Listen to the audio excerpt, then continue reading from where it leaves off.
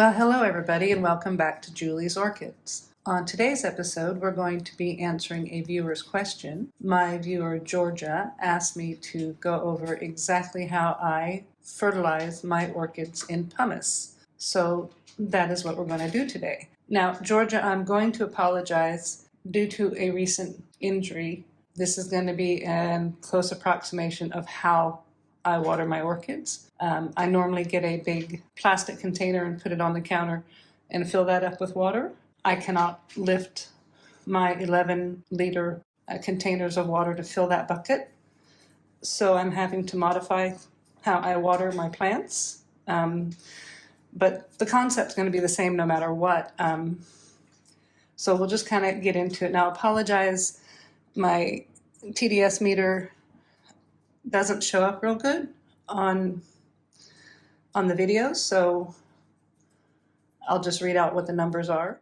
And watering your orchids in pumice versus bark or an organic medium, the concepts are basically the same. For me, the difference is the kind of pot. So I have some of my pots that I keep my phals in, and my tolumias, which have holes all over the pots, typical orchid pots, and those ones are treated differently than my self-watering semi-hydro plants are. I do change my parts per million depending on what kind of plant, what age of plant, or size of plant, if you will, and whether or not it's the growing season. So obviously if things are not actively growing, I'm not going to be fertilizing them. And on the other side of things, I'm not going to be giving my flask babies or my frags or my paths the same amount of fertilizer as I would, say, a very quick and strong growing oncidium or a phal. Now, first thing I'd like to point out is that my RO system is under the sink in my kitchen, and my kitchen faucet has a 3-way splitter. So this handle puts out your regular hot and cold water, and this handle back here is my RO unit. So if you see me filling up my sink from the kitchen tap or going, "What are you doing, Julie? You have horrible parts per million from your tap water." I have a 3-way splitter on my sink, so the water coming out of my faucet is RO water. Now, I can say I am mildly concerned with using the stainless steel sink because I had been using plastic, and I don't know if the stainless steel has any reactions to the fertilizers or anything. So that's something that's kind of on my mind since the injury, because I watered some of my plants like this last week. So if any of you know, does using a stainless steel vessel versus glass or plastic, is that harmful for orchid fertilizer? So I'm just going to turn the water on. Now, I washed and cleaned the sink area out, gave it a bleach and a good wipe down, and then I've not used it. I'm keeping the other side of the sink for dirties, but I was thinking that since my semi-hydro self-watering plants, actually I sit here and they drain, that I would just collect that water because, again, it's hard to keep up with my RO systems, and I can't really lift anything right now. So the 11-liter jugs of water that I normally save up and just pour in there, I don't have that, so I'm stuck with what the RO system can produce. I did save the full amount of the holding tank last night in preparation for today. So again, I'm sorry, Georgia, this is going to be a little bit awkward, but the concept is the same. So I'm just going to check the parts per million in a bit of the water. And so coming right out of the faucet, it's 16 parts per million. So at this stage, what I'm going to do is put a couple of droppers of this. This is what I use. I got it at our local big box store, Bunnings. Georgia, I'm unsure of where you're at. You might have a Lowe's or Home Depot. I imagine that Yates is not just an Australian company. I think you can get it over there. So I'll just do one of these, and then I'll do another one of these.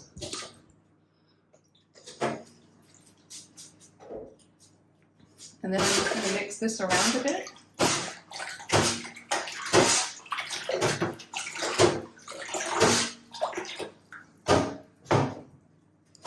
And we'll check again where we're at.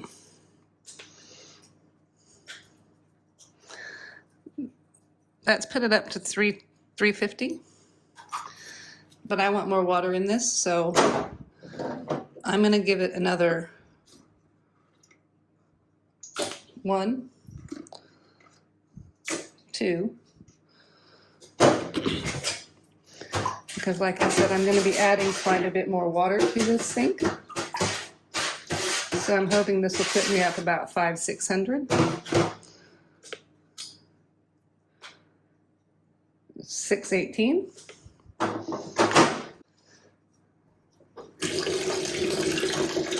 So now I'm just going to fill this up.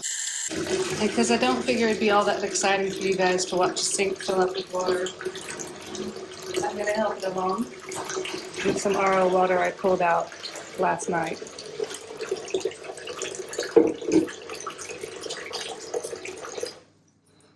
So,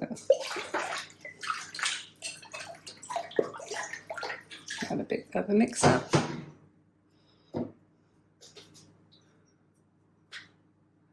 And that's $2.99, which is still a bit more than what I want. I want about $2.50. And I'm likely going to run out of this water, so I'll be back with you in a moment. We're going to let the sink fill up and get my parts per million where I want it. Okay, so as you can see, we've exhausted the amount of RO water that I have made.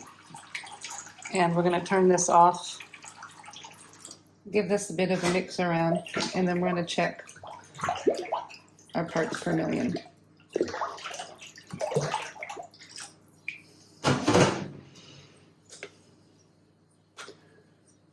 And that's 226. So that's perfect for me.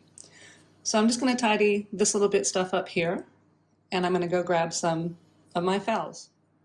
So I'm finding that I have room to do about 3 of these phals in these pots at a time. So I'm just going to reference, this is how I do my holy pots, and by holy pots I mean the pots with holes in them. So these phals are ready for water. You can see that the roots down in the pot are silvery white or white, and that means they're ready for water. This one is in active new growth, growing this new leaf, so that's why I'm giving it 220 parts per million. All of these little guys are in some form of new growth, and all of them have roots to the bottom of the pots that are white, indicating they're ready for watering. So Georgia, what I do with these is I just put the plant in the water, and I'll just take this and I'll pour it a little bit across the top of the media so that I can get all of the media sort of wet. I'll kind of lift up the leaf and pour up underneath. Now I don't pour anywhere near the crown or the leaf joints, just mostly along this outside edge of these pots to make sure all of this media gets wet.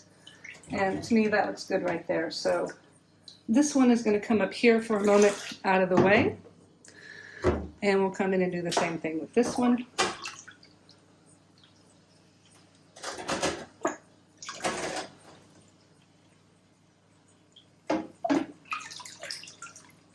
And I like this way because the aerial roots that are dangling down can green up. So I'm just going to slide this one here out of the way, and we're going to do the same thing with this one. Again, we've got active growth, but I just kind of want to get the media along the edges of the pot wetted as well. And again, I'm just avoiding getting any of the water close to the crown there. So we're just going to let this sit. And these sit. We're just going to let these sit now for about 30 minutes. So like I said, these are going to sit here for about 30 minutes.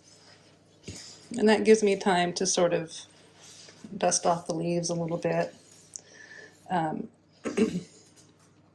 Sometimes I'll go and do other bits of house chores that need to be done. And like I said, they're going to sit in this for about 30 minutes. Now the water level doesn't go up that high. I don't know if you can see, it goes to about here on the pot. And that was why I poured the water across the top to wet that upper pumice. You can see the roots are greening up quite nicely, so they're soaking in all that water.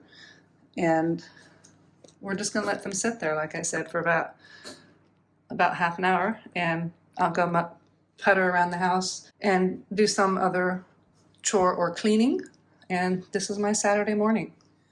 Now the other setup that I have for my plants is this water reservoir in the bottom with some microfiber cloth to wick up through the height of the media. You can see that this one's water reservoir is empty, and this usually happens about once a week, that the water reservoir empties and everything through here starts drying out. I find in my climate that Oncidium types do seem to like this setup. Summers here are a real bear for these guys, but this is Oncidium Heaven Sent Redolence, and it spiked and bloomed for me last year, and it's got another spike coming along nicely there. So this is where it's going to be a bit awkward in filming, but you see the two holes down here? These are the drainage holes. So when I had my big bucket, what I could do is I could just set them in the bucket and the water level would be about here, which would be enough for me to fill the plant up to about there and thoroughly wet the media. With my current limitations, I can't do that. So that's why I'm doing this, because I've taken some water from the fowls and I've put it into a pitcher. And so this is how I'm going to water these ones. And again, I'm just going to put my fingers over the holes.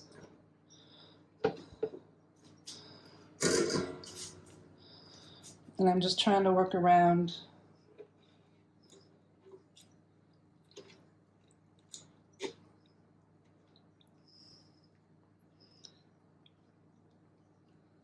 So again, I'm just going to gently fill this up, and you can start to see down here the water level.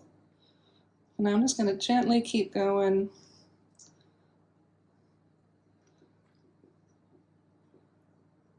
until my water level is right about there. And then I just let it drain out. Now this saves me water. So I'm going to do all the phals and oncidiums hopefully with this water. And as I get to the smaller oncidiums, this water will slowly start to fill these reservoirs, and I'll have to add more to it, which will reduce my parts per million. And so now what we're going to do with these is we're just going to let these sit. You can see it's still draining just a tiny little bit. Again, some of the water particulates will continue to fall down. Refill that, and this will drain out for about another 5 minutes or so. It's going to sit there like that. Alrighty, now it's been about 30 minutes, so time to take them out. So all I do is I just kind of gently pull them away from the other plants because the water does tend to run. And we'll just let them sit here. And I do find that it's a good idea to let them set on the drain board or just to sit and drain for a few minutes because the pumice does actually hold quite a bit of water, and it'll fill up the little trays and overrun onto your shelves. And since I have wooden shelves and lights underneath them, I don't want that. There you go, Georgia. So that's exactly how I water my phals in the holy pots. So there you go, Georgia. I hope this video helps you understand a bit how I fertilize my plants in pumice. Thank you for your question. I thought I'd leave the episode off today with a look at my Angraecum diditeri. It's been in flower for a while, and you can see it looks like the flower is starting to get a little bit limp. Sorry I haven't been able to get her recorded while she was fresh. Having the cracked lumbar vertebrae kind of made that a bit difficult, but here she is. So again, if you like today's video, please give me a thumbs up. A subscribe would be great. And everyone have a fabulous day. Thank you.